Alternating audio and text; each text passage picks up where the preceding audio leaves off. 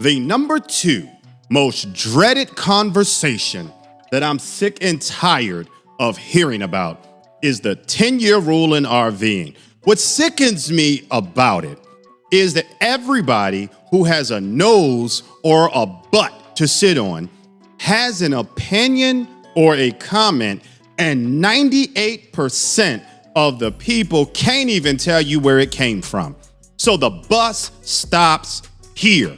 Crazy Keon is going to take you down this road in less than 10 minutes, at least I'm going to try, so that everybody understands how to handle the 10-year RV rule.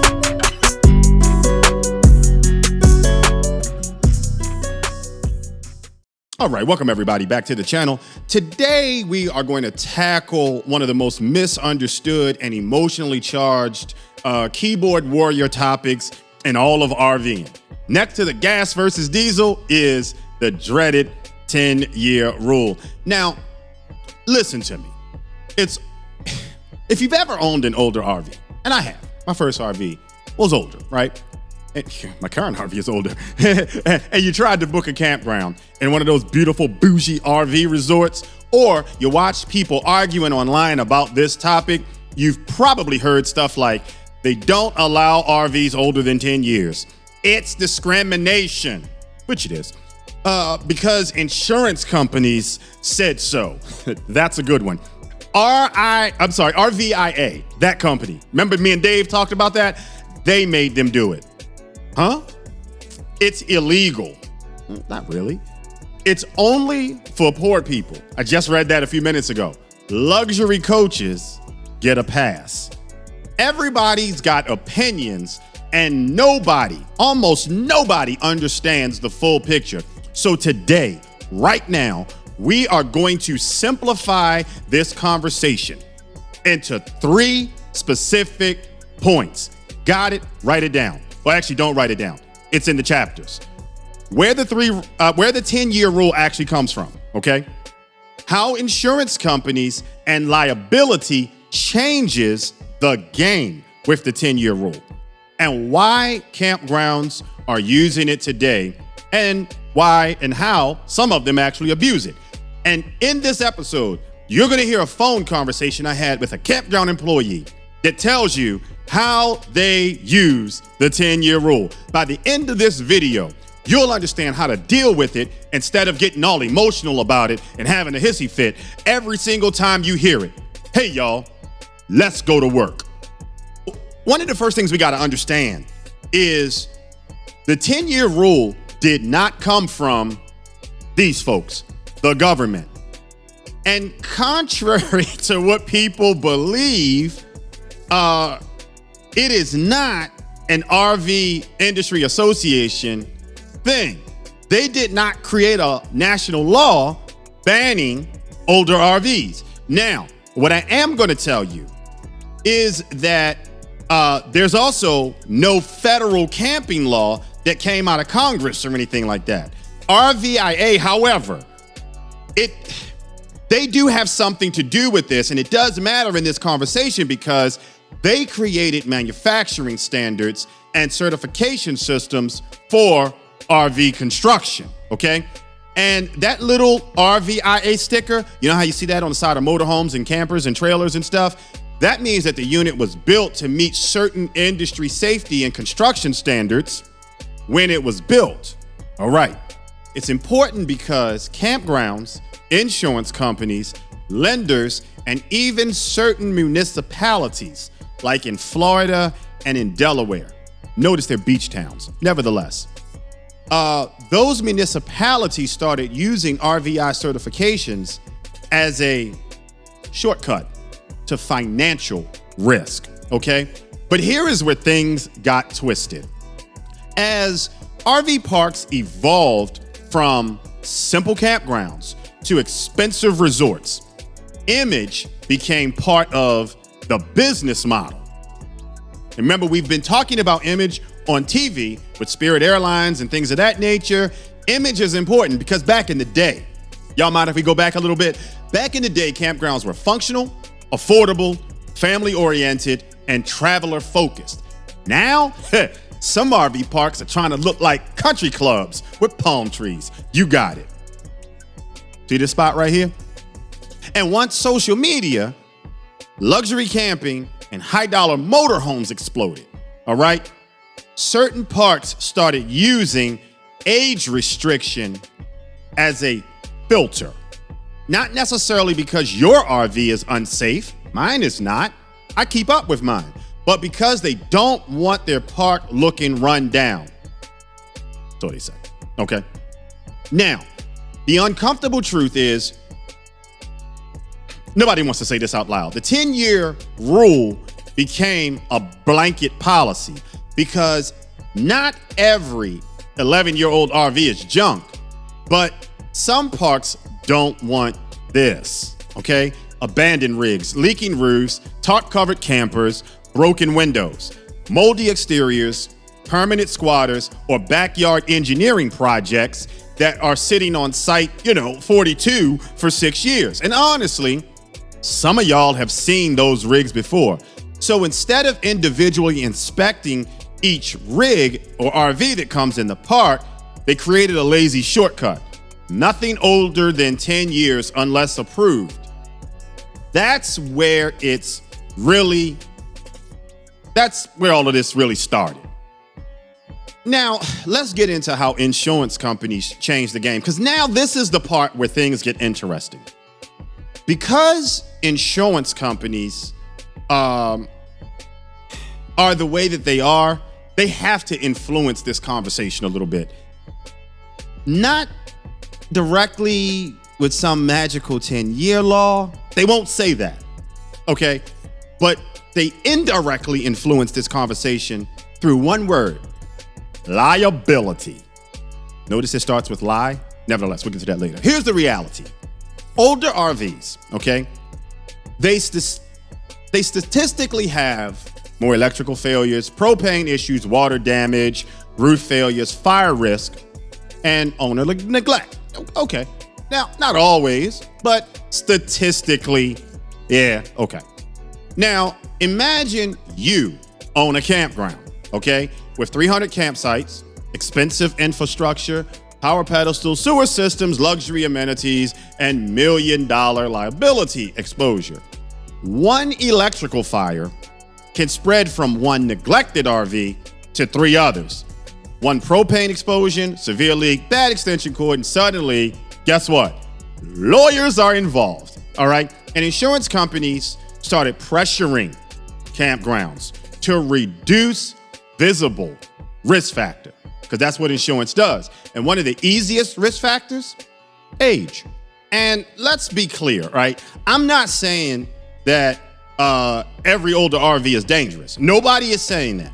But because deferred maintenance becomes a common issue with age, this is where the problem is. So campgrounds are starting to use, if it's older than 10 years, send us pictures first.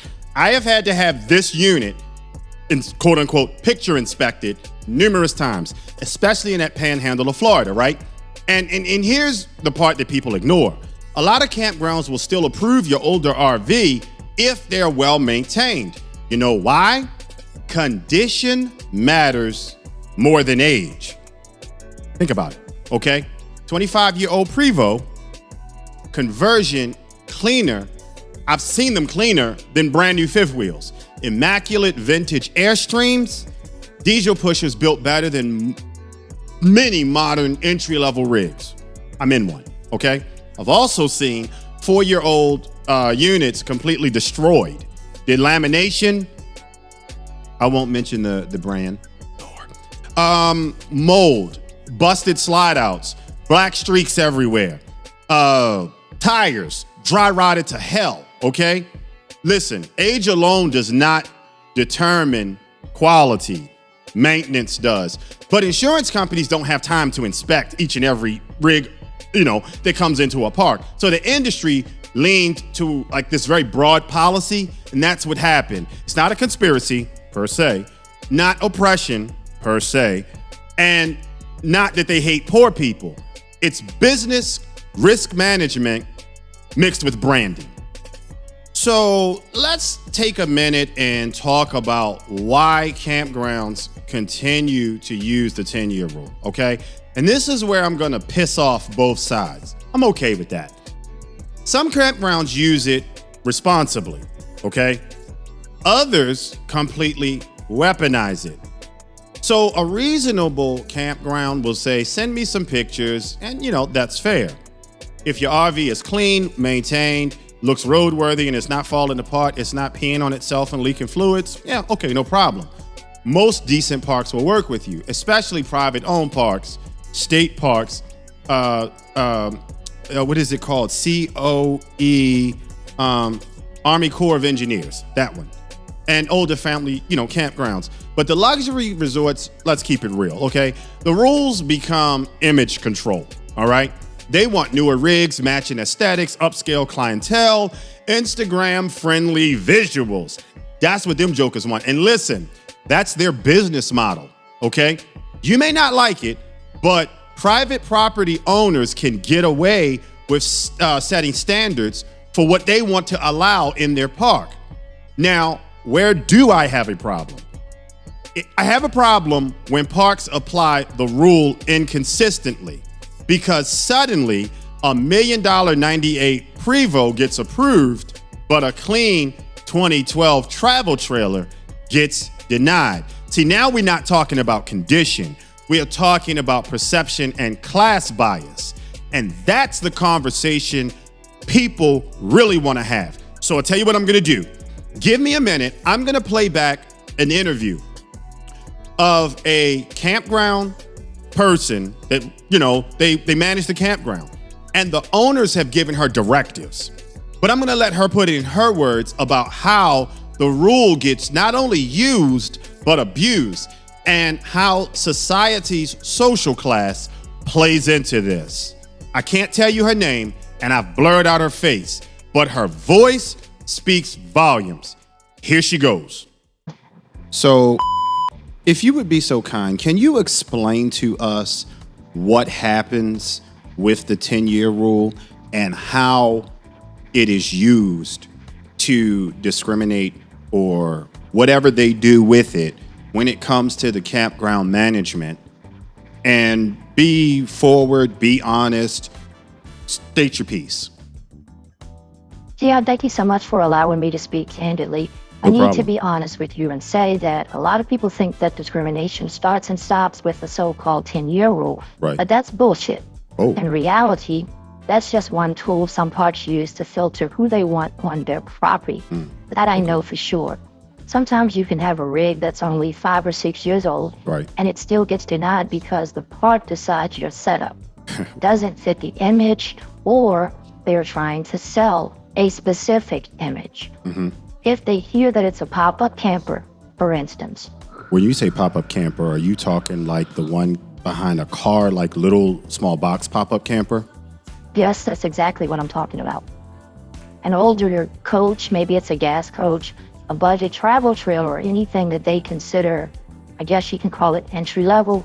Suddenly the conversation changes from, do you meet the 10-year rule, to, well, actually this is more of a Class A and Class C motor coach resort. Okay, and okay, wow. So in other words, what you're saying is that camping in some of these resorts, specifically like the one that you work at, they have selective camping, so to speak. Is that where this is going? Yes, that is exactly what I'm saying. And if I can be totally transparent, some parks will even go farther than that. So I've known instances where they required the entire stay to be secured on a major credit card, not a debit card. They specifically asked for a major credit card. Got to be kidding. And then what they're doing is putting large incidental holds on it, knowing full well that everybody does not travel with thousands of dollars of available credit sitting around. So no American Express, no stay. Okay. And it becomes another filtering mechanism that they are using. The reality is, a lot of this isn't always about race specifically. Although bias absolutely exists, Sure. I don't think anybody is naive enough to believe that it doesn't.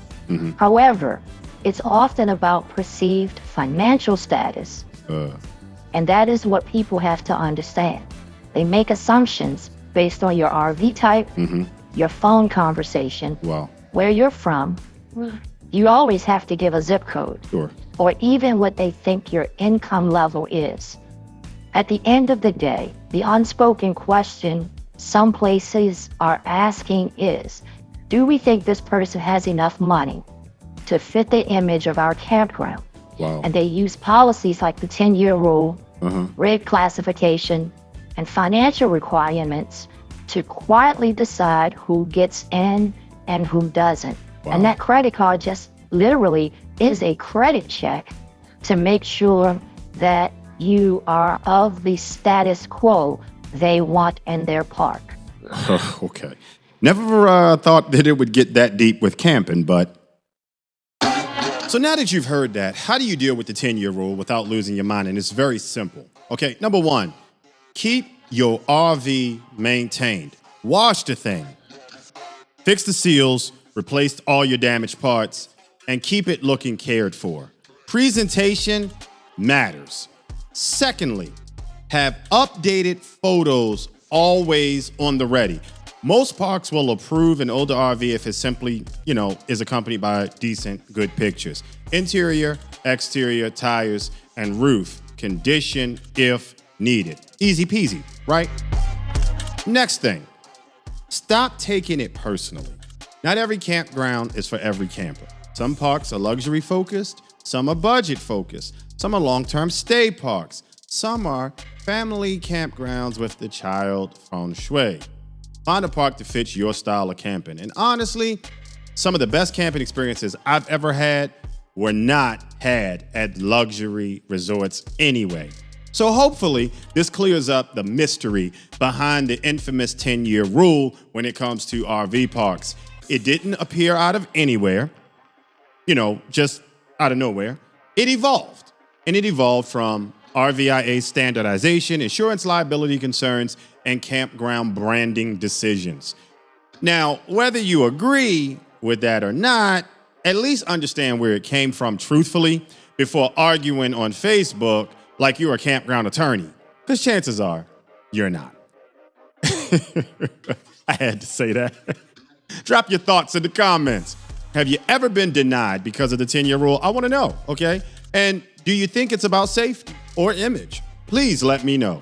I already know this comment section is probably going to be hot, so I'll catch you in 2 and 2. Y'all stay fluid and stay safe, because you had been hanging with the hazers.